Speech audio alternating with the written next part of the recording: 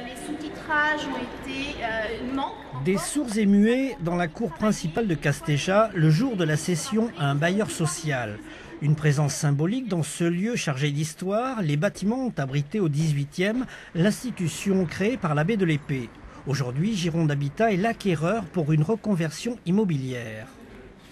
On va du social jusqu'au logement libre, monument historique, donc qui va être plutôt luxueux. Et on passe par le logement intermédiaire et l'accession sociale à la propriété. On va trouver des logements pour les jeunes, donc pour des personnes qui sont isolées, pour des personnes âgées aussi. Et puis on va trouver des logements pour des familles aussi. Le fil conducteur du projet immobilier reste la mixité sociale. 180 logements seront construits sur 15 000 mètres carrés. Un foyer de jeunes travailleurs, une résidence hôtelière, une école maternelle. L'État a vendu l'édifice pour 12 millions d'euros et la mairie de Bordeaux a pris une part active au programme.